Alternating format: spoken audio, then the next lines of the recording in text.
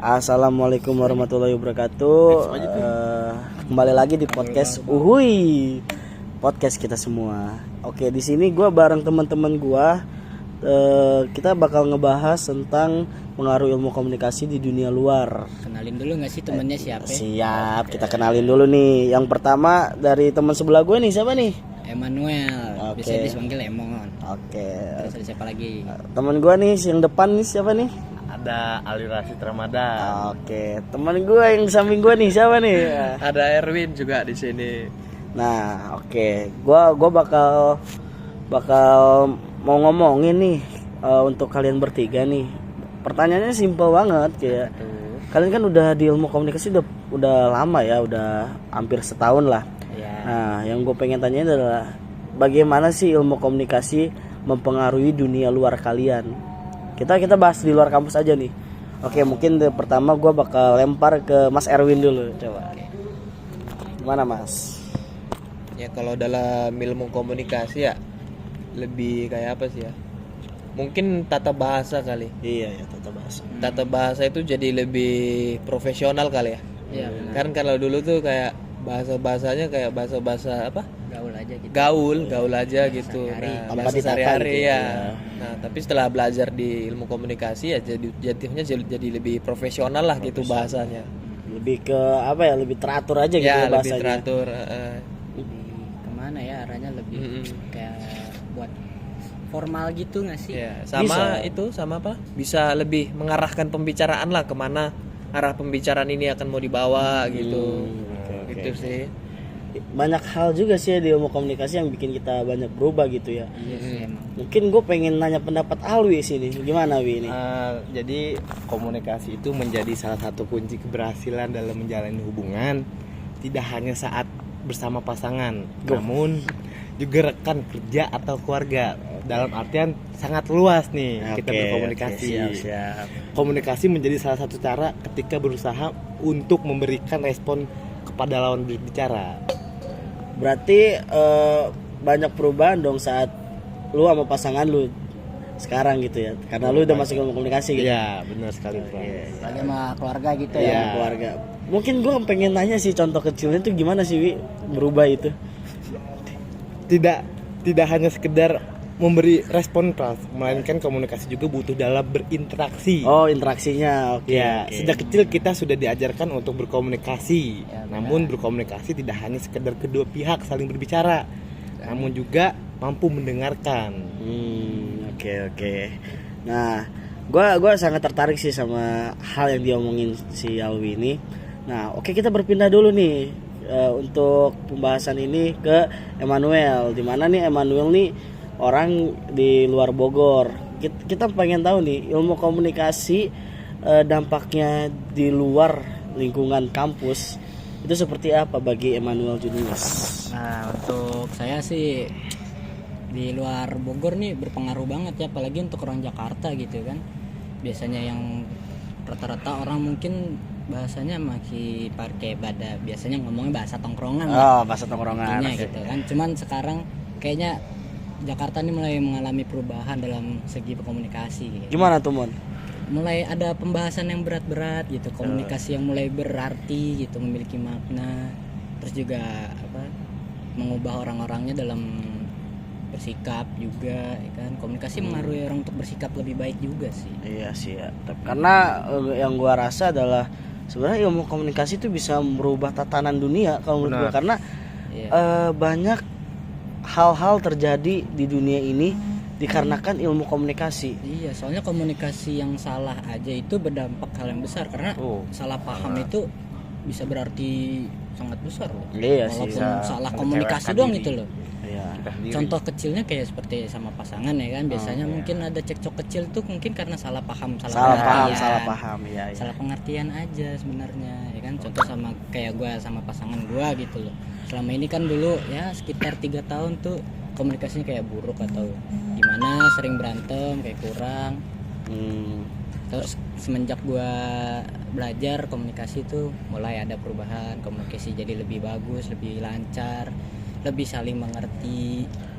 Oke, gue sih sebenarnya kita back to topic aja ya. Iya. Gue pengen ngomongin tentang ilmu komunikasi yang kita di dunia kampus dulu aja sih, karena gue ngerasa dunia kampus ini yang kita alamin, yang kita proses dari dalam tuh yang bisa mempengaruhi dunia luar gitu. Apa sih yang mungkin dari gue mau nanya ke Mas Erwin nih, dari penglihatan lu nih di dunia kampus ini dengan bedanya di dunia lingkungan lu aja, itu seperti apa sih perbedaannya?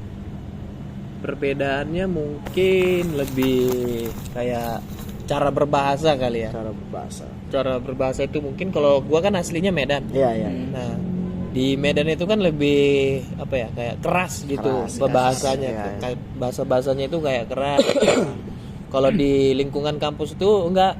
Di Pakuan contohnya kan, itu lebih halus aja gitu, kayak bahasanya lebih halus gitu loh. Karena mungkin terpengaruh dari Sunda juga sih. Iya. Suku Sunda. Iya. Ya. Karena banyak suku yang berbeda, dimana kalau menurut gua dunia kampus ini mempresentasikan banyaknya perbedaan. Karena kan dunia Pakuan ini kan bukan kampus agama ya, bukan kampus Islam, bukan kampus Katolik, dan kita pun berada di tengah-tengah kota. Nah, gua pengen nanya ke Emmanuel nih, apa sih dampak dari perbedaan dunia kampus yang ada di tengah kota Bogor sama misalkan lu punya teman di kampus yang at least di pinggiran Jakarta gitu, Mon? Gue pengen nanyain hal yang bagaimana sih perbedaan dari passionnya, dari tren dari bahasa mereka, itu seperti apa sih, Mon? Kayaknya sih kalau dari bahasa pinggiran Jakarta ya, kampus itu, kalau di Bogor ini kan kita Bogor kota nih. Iya, Bogor kota. Jadi itu kayak bahasanya itu kalau yang pinggiran Jakarta nih masih apa ya, masih bawa bahasa tongkrongan. Jadi masih komunikasinya kadang juga suka kurang gitu. Jadi juga kadang sering salah paham. Kalau di Bogor ini kayak di tengah kota gini kita tuh komunikasi kayak mulai lancar sih. Orang-orang lebih berani untuk ngomong di depan publik sih kalau di tengah kota biasanya. Kalau di pinggiran kota tuh mungkin orangnya lagi rada malu-malu untuk di publik gitu. Jadi mungkin dia lebih kenal di sekitar lingkungan teman aja sih kalau di pinggir Jakarta sih. Mungkin bisa dibilang ya lebih nyambung aja lah ya. Betul. Lebih terbuka gitu. Karena memang di dunia kampus Pakuan ini, apalagi di ilmu komunikasi, passionnya tuh sangat mendukung. Banyak orang mempunyai perbedaan-perbedaan atas passion mereka. Jadi kita tuh tidak bisa ngejudge gitu passion apa yang bagus, apa yang buruk gitu. Nah, bagi Alwi sendiri nih, Alwi sebagai orang yang mungkin sering nongkrong di ilmu komunikasi gitu ya, sering berbaur sama orang-orang. Gimana sih pendapat Alwi tentang passion teman-teman Alwi nih di ilmu komunikasi gitu? Tadi kita dapat bisa menyimpulkan dari segi bahasa ya, Pras, memiliki ragam bahasa, budaya dan suku. Masyarakat memandang keragaman ini sebagai ciri dan membedakan suatu daerah dengan daerah lain. Bahasa daerah ini memang perlu dilestarikan, Pras. Kayak bahasa daerah di sekitar kampus lah, Pras. Namun alangkah baiknya menggunakan bahasa nasional, yaitu bahasa Indonesia, ketika berinteraksi dengan orang, khususnya teman kita yang berbeda wilayah, daerah, sehingga apa yang sedang kita perbincangkan mudah dipahami oleh orang lain, Pras. Oke, sebenarnya pertanyaan gue passion sih, tapi gue ngerti maksud Alwi tentang perbedaan bahasa-bahasa di daerah gitu ya. Oke. Kultur. Mungkin dari gue sendiri sih, gue bakal mempresentasikan passion orang-orang di ilmu komunikasi, di mana orang-orang itu dalam berfashionnya itu memiliki kebebasan dalam berekspresi, kebebasan dalam keinginan mereka dalam membentuk fashion mereka, dan banyak hal dari kita pun banyak banget ragam-ragamnya, karena kita tuh di kampus di tengah kota ya, di tengah kota yang memiliki banyak budaya yang berkumpul di satu titik gitu kan. Banyak budaya orang luar yang masuk ke dalam. Nah mungkin gue bakal nanyain ketiga teman gue ini tentang kesan mereka berada di ilmu komunikasi, apalagi itu di Pakuan gitu. Mungkin pertama dari Mas Erwin, bagaimana sih Mas kesan Mas setelah masuk di jurusan ilmu komunikasi Universitas Pakuan ini? Kesan pertamanya mungkin lebih kayak apa ya?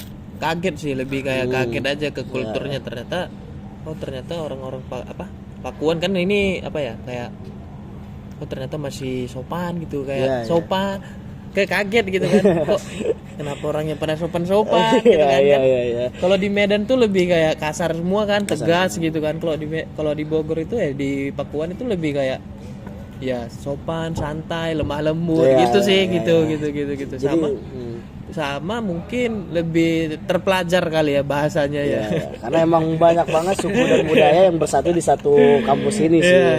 Campuran kultur nggak? Iya, percampuran kultur. Dimana itu pun harus semua orang tuh beradaptasi sih ya, beradaptasi. Jadinya maka mungkin kesan pertama dari Mas Erwin tuh sopan lah ya. Orang-orangnya. Oke, dari Mas Alwi sendiri. Mas Alwi, untuk kesan Mas Alwi di ilmu komunikasi Universitas Pakuan ini seperti apa sih, Mas? Kesannya itu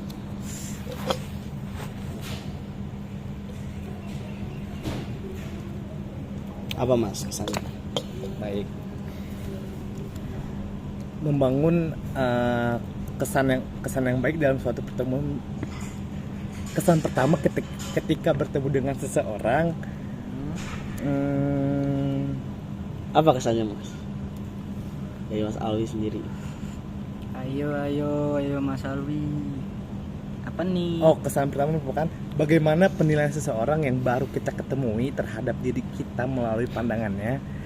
Tidak sedikit orang yang menjadikan kesan pertama sebagai parameter penilaian seseorang dalam menilai orang lain. Hal ini dikarenakan kesan pertama biasanya akan membekas dan menjadi identitas mengenai seseorang itu sendiri. Berarti kesan Mas itu apa? Mas Alwi itu apa? Oke, mungkin kesan Mas Alwi adalah senang lah ya. Iya. Berada di ilmu komunikasi ini ya. Iya.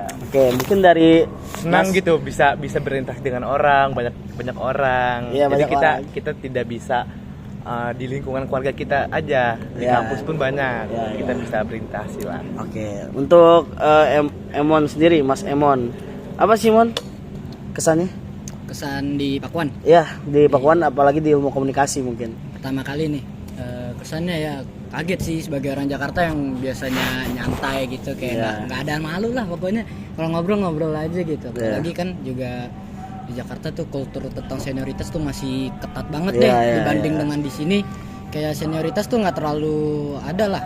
Maksudnya kita sebagai junior gitu ngobrol sama senior kita kayak ngobrol santai aja gitu, bisa kayak teman juga, nggak apa ya, nggak kayak di Jakarta gitu, masih berasa gitu. Maksudnya kalau ngomong sama senior tuh kayak malu atau takut gitu, atau berani kan nggak berani gitu loh. Maksudnya senior. Di sini lebih orangnya nyantai sih, lebih mau gitu. Benar sih. Berarti kesan Emon sendiri adalah santai ya, lebih ke orang-orangnya santai karena tidak membangunkan senioritas ya. Iya, lebih mau menerima orang baru sih kalau di sini sih. Iya. Nggak kayak di Jakarta yang masih apa ya, pertemanannya masih mensirkelkan diri, maksudnya tuh ngerti kan? Iya. Bulat-bulatkan Emang gitu sih. loh manusianya. Oke. Tapi emang dari gua sendiri sih memang kalau emang senioritas di Universitas Pakuan apalagi di ilmu komunikasi itu jarang terjadi ya. Iya sih. Karena para senior pun yang sudah tahu tata letak, sudah tahu bagaimana bersikap pun menerima aja sih orang-orang yang baru di ilmu komunikasi ini, karena yang mereka butuhkan adalah komunikasi antar seseorang, di mana komunikasi antar seseorang ini menjadikan perbedaan pemikiran, masuknya pemikiran baru, hal-hal yang mungkin setiap zaman, setiap tahun orang lahir tuh berbeda-beda seperti itu ya. Bener. Itu dampak dunia luar dan dalam dari kampus ini sih kalau menurut gua. Oke. Karena mungkin udah lama ya, udah waktunya ya guys. Jadi kita sudahi aja di podcast.